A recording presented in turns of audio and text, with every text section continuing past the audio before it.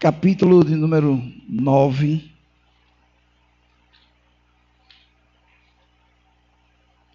A partir do verso 14. Marcos, capítulo de número 9. Ajude, se tiver alguém do seu lado que não sabe manusear, ajude para que nós podemos junto compartilhar da palavra do Senhor.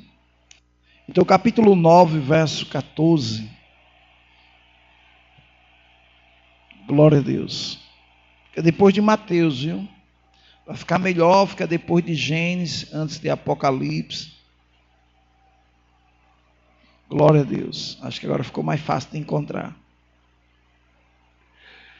Marcos capítulo 9, verso 14, diz assim: quando eles se aproximaram dos discípulos, viram numerosa multidão ao redor e que os escribas discutiam com eles. E logo toda a multidão, ao ver Jesus tomado de surpresa, correu para ele e o saudava. Então ele interpelou os escribas: que é que discuti com eles? E um dentre a multidão respondeu: mestre, trouxeste-me o meu filho, possesso de um espírito mudo, e este, onde quer que o apanha, lança-o por terra, e ele espuma, rilha os dentes, e vai definhando. Roguei a teus discípulos que o expelisse, eles não puderam.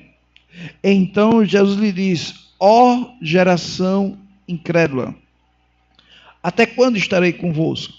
Até quando sofrereis? Trazei-me. E aproximou. Quando ele viu a Jesus, o Espírito, imediatamente o agitou com violência. E caindo ele por terra, revolvia-se espumando. Perguntou Jesus ao pai do menino: há quanto tempo isto lhe sucedeu? Desde a infância, respondeu, e muitas vezes o tem lançado no fogo e na água para matar. Mas se tu pode alguma coisa, tem compaixão de nós e ajuda-nos. Ao que respondeu Jesus: se pode, tudo é possível ao que crê. Imediatamente o pai do menino exclamou em lágrimas: eu creio, ajuda-me na minha falta de fé. Vendo Jesus a multidão, concorria, repreendeu o espírito imundo, dizendo-lhe: espírito mudo e surdo, eu te ordeno, sai deste jovem e nunca mais torne a ir-lhes. Verso 26. E ele, clamando e agitando, e muito caiu, deixando como se estivesse morto, a ponto de muitos dizerem: morreu. Tem algum funeral aí? Mas Jesus, tomando pela mão, o ergueu e ele se levantou. Quando entrou em casa, os seus discípulos lhe perguntaram em particular: por que não podemos nós expulsá-lo? Respondeu-lhe: essa casta não pode sair, senão por meio de oração e jejum. Amém. Irmão, isso é um dos textos mais interessantes. Se você não ler ele refletindo, você vai trazer um pensamento contrário do que o texto está tentando explicar. Em primeiro lugar, está falando de um jovem que sofria de epilepsia. E esse jovem sofria desde sua infância. E o pai trouxe para que os discípulos de Jesus curassem ele, impondo as mãos sobre ele. E a Bíblia diz que eles não puderam. Quer dizer que eles tentaram. Irmão, tem coisas que acontecem que tem que estar envolvido a fé da pessoa. Por exemplo, ontem eu fui longe, fui lá em Parnamirim, perto do... como é o nome? CT do América. Pensa num localzinho longe, viu? Eu disse, não chega mais não. Eu fui lá, peguei 2 ônibus para chegar até lá. E graças a Deus deu certo. Eu cheguei lá na casa do rapaz e fui falar, porque fazia um bom tempo que eu estava dando aula a eles só online. Eu disse, rapaz, nós precisamos ter uma aula presencial. E, graças a Deus, tinha marcado alguns dias que não deu certo, e ontem foi o dia. Eu falei algo para ele, para a filha dele, aí eu perguntei, vocês são batizados com o Espírito Santo? Aí a única era a filha, disse, não sou não. Eu disse, quando eu for aí, você vai ser batizada. E ela ficou rindo. E quando foi ontem, eu estava falando sobre fé, porque é o assunto que está lá no seminário, eu estou falando lá sobre fé, fundamento da fé. Eu comecei a explicar sobre o que é fé fraca e fé forte. E eu disse que todo mundo tem fé. O ímpio tem a fé natural e nós temos a fé do tipo de Deus. A fé do tipo de Deus é a que crê com o coração em linha com a palavra, crê com o coração se crê e com a boca se confessa. E eu comecei a explicar sobre fé fraca, que é aquela fé que a pessoa diz que crê, mas não coloca em prática. Mas tem aquela pessoa que crê, independente do que está acontecendo, independente das circunstâncias, ainda que tudo esteja dando errado, a pessoa continua dizendo, eu creio que vai dar certo. Isso é uma fé forte. E eu comecei a falar sobre fé, e depois eu disse, agora vamos falar sobre batismo com o Espírito Santo. E depois eu disse a ela, eu disse, olha, a palavra da fé nos ensina a começar a sem sentir. Não espere sentir para depois agir. Você age pela fé. A fé não se sente, a fé se crê. E quando eu comecei a explicar que a fé começa a não sentir, mas a crer, e eu comecei a falar para ela como ela deveria receber, e eu sempre faço essa pergunta, você crê? Ela disse, eu creio. Eu digo, ponto, então, com certeza você vai receber. Ela foi batizada com o Espírito Santo. O pai ficou alegre, ela ficou muito alegre. Então, irmão, tudo, a Bíblia diz que sem fé é impossível agradar a Deus. Se você vai orar por uma pessoa e ela não crê na Bíblia, nem ore por ela, porque ela não tem fé. Porque para mim, se a pessoa não crê na Bíblia, eu nem converso com ela, porque o que eu falo é da Bíblia, o que eu creio é da Bíblia, o que eu acredito é da Bíblia, o que eu prego está na Bíblia. Então, se acaba não crer na Bíblia, então não dá para conversar com essa pessoa. Mas se ela crê, se ela acredita na palavra, então é um solo fértil para ministrar a palavra do Senhor. Então, aqui, irmão, nós precisamos ter cuidado, porque nessa passagem os discípulos foram tentar e não conseguir que esse jovem fosse curado.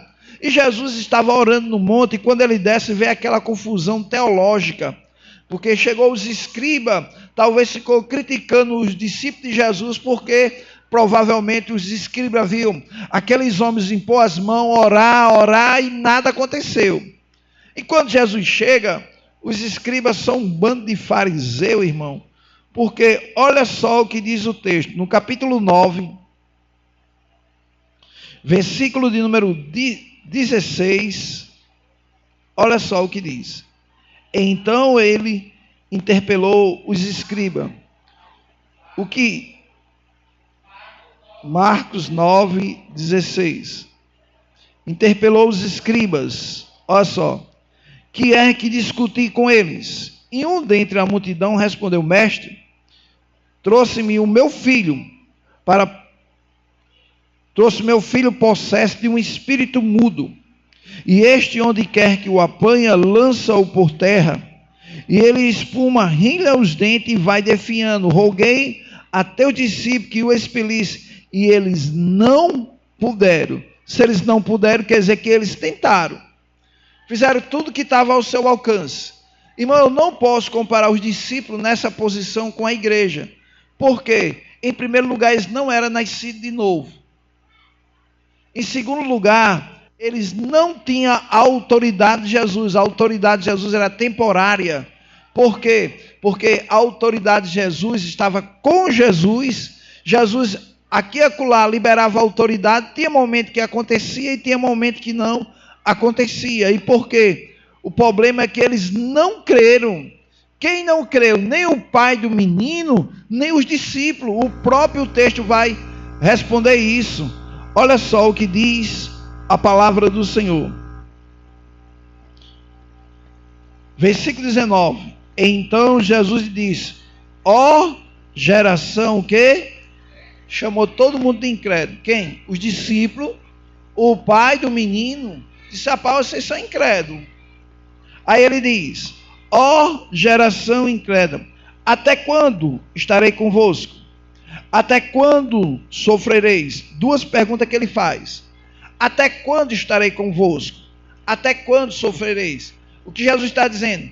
E se eu não tivesse aqui, como é que ia ficar essa situação?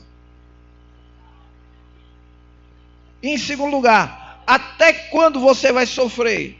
Irmão, você sofre até o momento que você não decide crer. Mas quando você decide crer, o sofrimento vai acabar.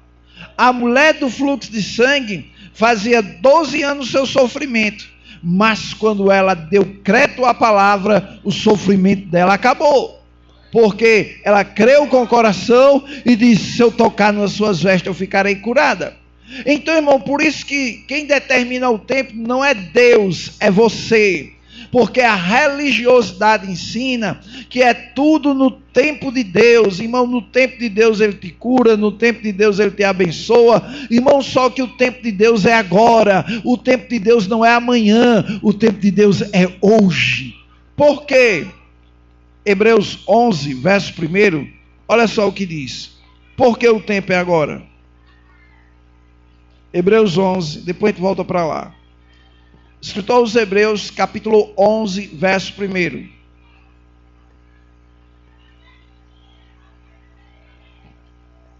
É um texto bem conhecido, nos traz uma definição sobre o que é a fé, e diz assim: ora, a fé é a certeza. Preste atenção. A fé não será, a fé é. Quando? Agora. A fé ela não será, a fé é. Então não está dizendo um dia, não, irmão, isso é esperança, não é fé. Um dia eu vou ser curado, um dia eu vou ser abençoado, um dia, e esse dia nunca chega. A fé é para quando? Agora. Então, irmão, Abraão não tinha nenhum filho, mas já declarava naquele momento: eu sou pai de uma grande nação. Por quê? Porque a fé não é para o futuro, a fé é para o presente, a fé é para agora. Por isso que Jesus perguntou: ó geração incrédula, até quando estarei convosco? Até quando sofrereis? Aí vem, voltando para Marcos 9, verso 21. Olha só o que Jesus fala ao pai do menino. Marcos 9, 21. Perguntou Jesus ao pai do menino: há quanto tempo isto lhe sucedeu? É a única pergunta, irmão, que Jesus fez. Jesus só queria saber há quanto tempo esse menino está assim. Foi a única pergunta. Você pode ver que já chega uma interrogação aí. Foi a única pergunta. Jesus só queria saber há quanto tempo esse menino está nessa situação. Aí, olha só o que diz. Desde a infância respondeu, ponto. Era só isso que Jesus queria saber. Aí ele vai falar no versículo 22 que Jesus não perguntou. Aí ele diz: e muitas vezes o tem lançado no fogo e na água para matar. Mas se tu pode alguma coisa, tem compaixão de nós e nos ajuda-nos. Irmão, Jesus perguntou: há quanto tempo esse menino está assim? Aí o pai disse: desde a infância.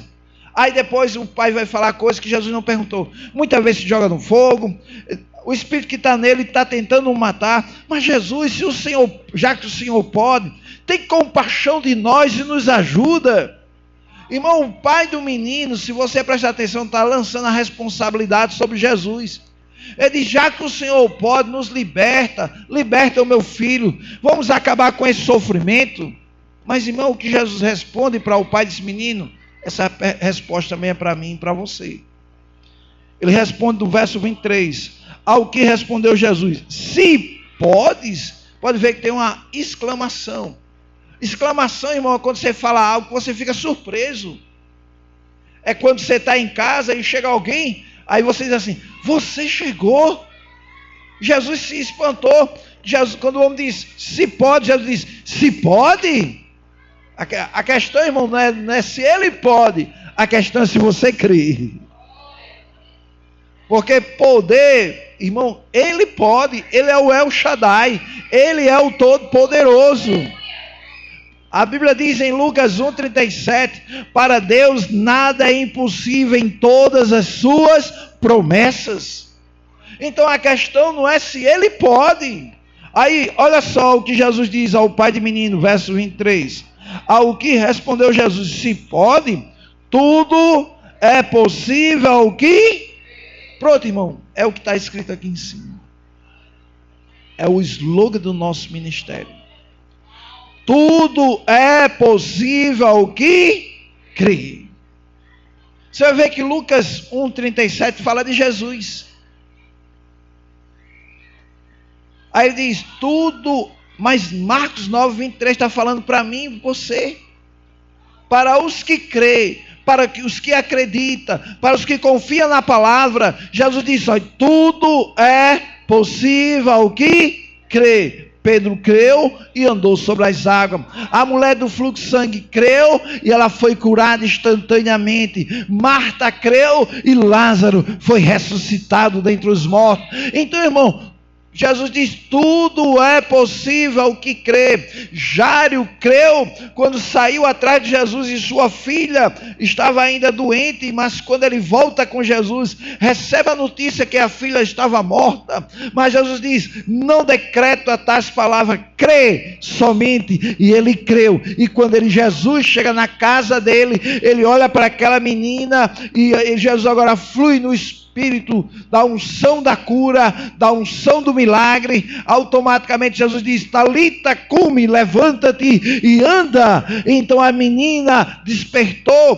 como uma pessoa desperta do sono, mas ela estava morta e agora passou a ter vida, para se cumprir o que Jesus diz, quem crê em mim, ainda que esteja morto, viverá.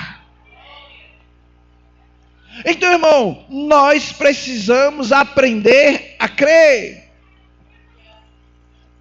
Muitas pessoas falam de Hebreus capítulo 11.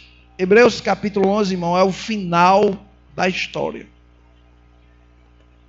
Por que é o final da história, Hebreus capítulo 11?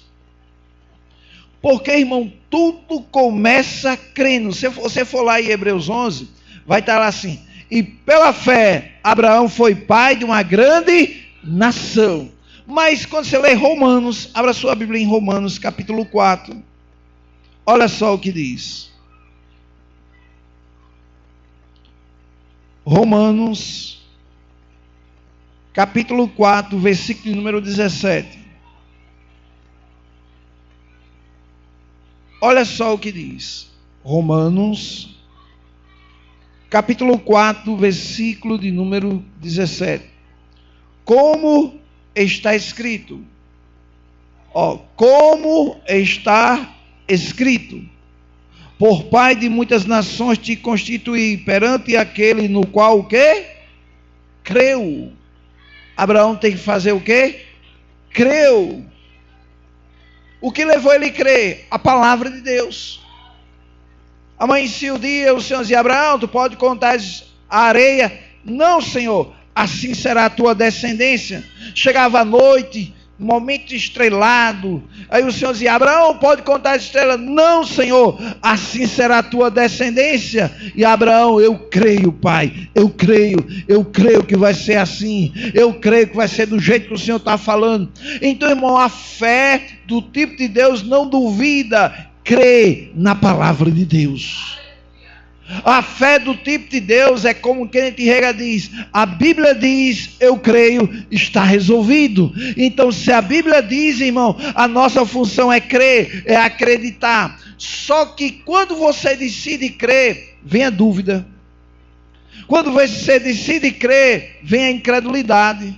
Quando você decide crer, por isso que Marcos 11, 23, o próprio Jesus diz, se alguém disser a este monte, ergue-te e lança-te no mar, e não duvidar no seu coração, porque a dúvida é inimigo da sua fé. Então, irmão, você tem que crer sem duvidar. Até para pedir algo, você não pode duvidar. Tiago diz: peça, porém, com fé, em nada duvidando. Então não duvide, aquilo que você pediu, em linha com a palavra, creia que Deus vai honrar a sua palavra.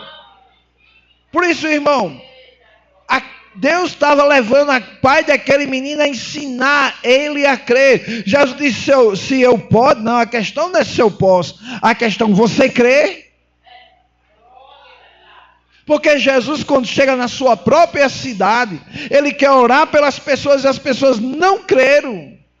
E a questão não é porque ele não queria, nem porque ele podia, é porque o povo não creu. Então, irmão, quando você não crê, você está paralisando a obra de Deus sobre a sua vida.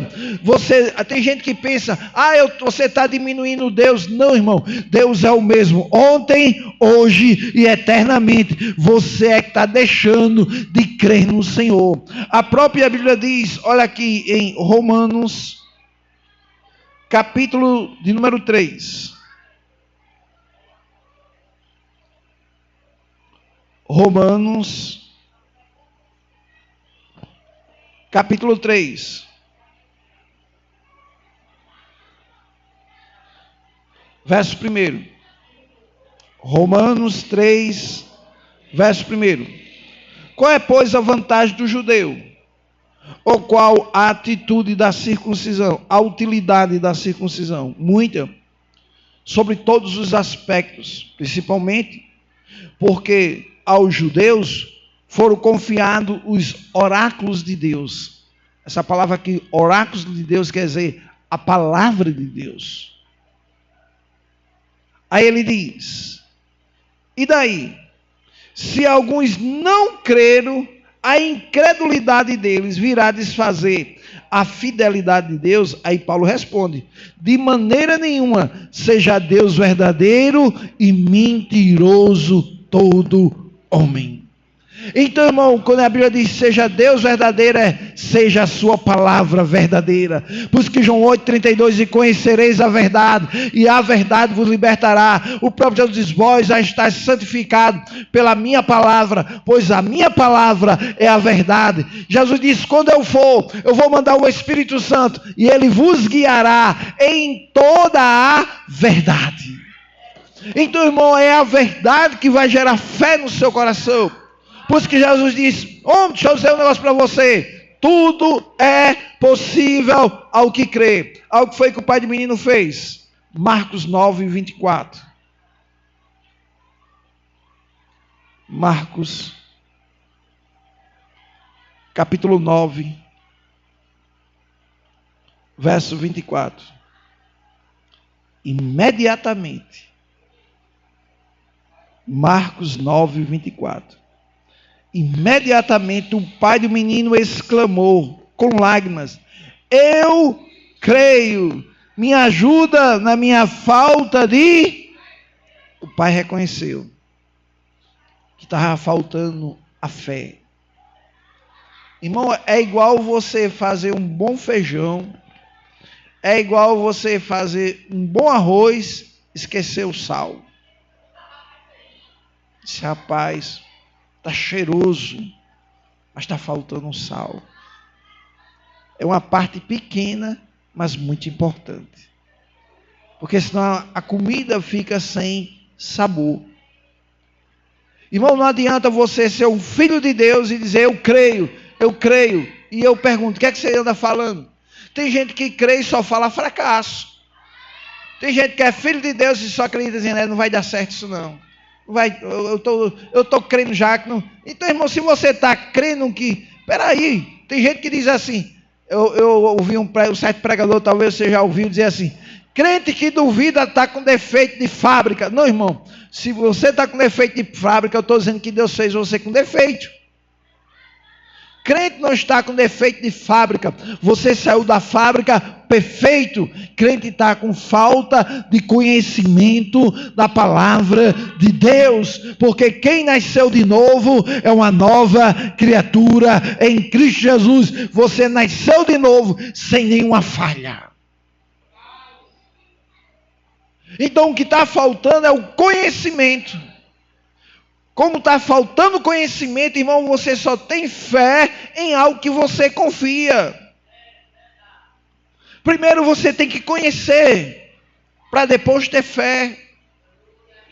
Se você não conhece, é igual uma pessoa que, quando entra dentro de um carro e pergunta logo, tem os medrosos, você sabe dirigir, moço? Eu sei. Agora eu tenho fé. Eu tenho fé. Mas o cara dizer assim para você, eu não tenho carteira de motorista, aí você diz, não, obrigado pela carona, estou saindo agora. Porque você sabe que para ser um bom motorista, tem que fazer autoescola, tem que tirar a carteira, porque o Detran que aprovou aquela pessoa. Mas uma pessoa que nunca foi lá, aí ele sabe que há o carro e diz, eu dirijo. Aí quando você vê que não, quase, aí que você está no carro aí, quase que acerta com o poste. Quase que, meu Deus do céu, moço, dá para parar para descer? Então, irmão, mas quando você conhece um bom motorista, você diz, rapaz, pode empurrar o pé. Eu vou de olho fechado. Por quê? Porque através do conhecimento vem a fé. Então, irmão, a fé, ela funciona, em primeiro lugar, quando você conhece. Por isso que Jesus diz, errais por não conhecer as Escrituras, nem o poder de Deus. Então, quando você conhece o seu Pai, você confia nele. Então, irmão, quem conhece o seu Pai, não tem dúvida que vai dar certo. Por quê? Porque eu conheço o meu Pai. O meu Pai é o Todo-Poderoso. O meu Pai me deu fé. O meu Pai fez de si uma nova criatura. O meu Pai abriu o mar vermelho. O meu Pai fez com que o sol parasse. Então eu confio nele, eu creio nele. É como foi citado aqui o Salmo 125. Os que confiam no Senhor, os que confiam no seu Pai, são como os montes de Sião, que não se abala, mas que permanece para sempre. Então, irmão, o que eu e você estamos precisando fazer é aprender a confiar. Versículo 25. Vendo Jesus que a multidão corria, repreendeu o espírito imundo, dizendo, espírito mudo e surdo, eu te ordeno, sai dele, jovem, e nunca mais torne a ele. E ele, clamando em lágrimas, e muito saiu, deixando-se estivesse morto, a ponto de muitos dizer, morreu. Mas Jesus, tomando pela mão, o ergueu e ele se levantou. Irmão, aqui vem a parte da igreja, quando você cresce torto. Sabia que tem igreja que cresce torto? É aquele irmão que só ora e despreza a palavra. Mas já tem uns outros para o outro lado, que estuda e não ora. Nós precisamos ter uma vida, irmão, de equilíbrio. Tanto ter uma vida de oração, como ter uma vida de meditação na palavra. Tanto aprender a ouvir um bom hino, como aprender a ouvir uma boa pregação. Tanto ter um momento de ler as escrituras, como ter um momento de orar. Por isso que agora chegam os discípulos, olha o que acontece, verso 28. Marcos 9, 28.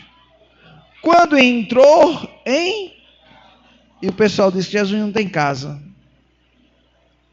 Quando entrou em casa, os seus discípulos lhe perguntaram, em particular, por que não podemos nós expulsar? Os discípulos disseram, Senhor, até agora nós temos uma dúvida, não decidimos perguntar no meio da multidão. Eu queria ter esse estudo só a sós, eu, o Senhor e os discípulos. Nos ensina aonde foi que nós erramos. Aí Jesus vai explicar. Versículo número 29, Marcos 9, 29. Respondeu, esta casta, preste atenção em primeiro lugar, irmão, está no singular. É esta. Então ele está falando somente para aquela ocasião. Ele está falando somente para aquela situação. Esta casta não pode sair senão por meio de oração. Pronto, o certo parava aqui. Não sei se sua Bíblia tem um colchetezinho. Esse colchete quer dizer que essa passagem não consta em alguns originais. Por isso que diz, Jesus disse, essa caixa só sai a não ser por oração. Aí acrescentaram e jejum. Irmão, olhe bem. O jejum não aumenta o poder de Deus na sua vida, não. Você sabia, eu vou dizer algo aqui, não sei se já falei isso. Você sabia que também orar muito não aumenta o poder de Deus na sua vida? Se fosse por muito orar, os muçulmanos estão melhor do que a gente. Porque uns cabas pontual ora por 4 vezes ao dia. 5 da manhã, meio-dia, 5 horas da tarde e muitas vezes à noite. 4 vezes. Onde ele estiver, o muçulmano, ele para, pode estar no meio da rua, ele para, ele anda com a bússola para saber de que lado está Meca, que é onde está enterrado Maomé. Então ele vira em direção para Meca e se curva. Porque se eles oram muito, eles não têm poder. Se eles tivessem poder, já tinha acabado com o cristianismo. Que ele tem raiva de crente. Porque, irmão, a oração dele não tem o nome de Jesus. O poder está no nome.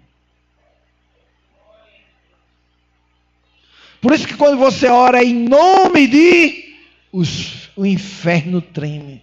Os anjos se prostram e a humanidade se prostra diante do nome de Jesus.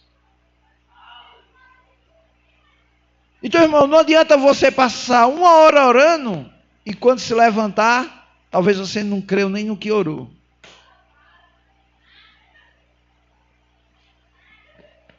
Você pode passar 10 minutos orando e ter uma convicção que quando você levantou, diz, Pai, obrigado, eu creio que já está resolvido. Irmão, quando você terminar de orar, creia que já está resolvido. Não creia que ainda vai acontecer, não, porque a fé não é para amanhã. A fé é para agora.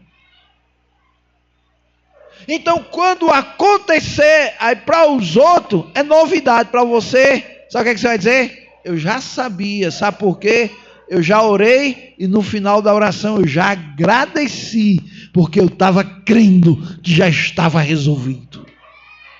Aí as pessoas vão chegar, e aí irmão, e aí irmã, e aí deu certo? Deu, já faz tempo. O que você está vendo agora, eu já estava crendo há muito tempo. Aqui é só manifestação do que eu creio. Então primeiro você crê, depois as coisas acontecem. Para nós encerrar, Marcos 11, 24. Marcos, capítulo 11, verso 24. Preste bem atenção que diz esse versículo. Por isso vos digo que tudo quanto em oração pedir, crede que o quê? Então não está dizendo veja que você recebeu, não está dizendo sinta.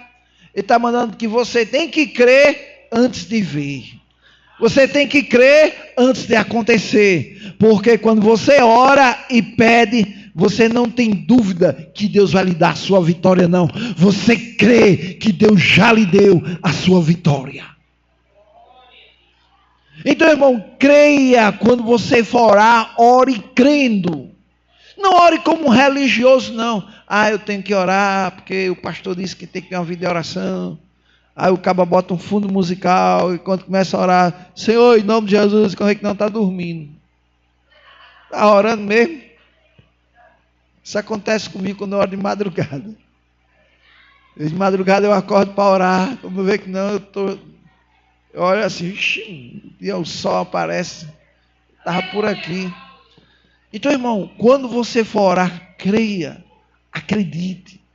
Então, não deixe que a dúvida, não deixe que a incredulidade, não deixe que o medo desça ao seu coração. Ele pode vir até sua mente, mas não desça ao seu coração. Ainda que a dúvida venha, comece a dizer, eu creio que já estou tomei posse de vitória. Eu creio que já está resolvido. Eu creio que já está quitado. Eu creio que já está pago. Eu creio que já está curado. Eu creio que já assinou. Eu creio que a vitória é certa. Então, irmão, não duvide, creia. Pois a Bíblia diz que tudo é possível ao que? Então creia e o melhor de Deus vai acontecer na sua vida. Em nome de Jesus. Amém. Glória a Deus.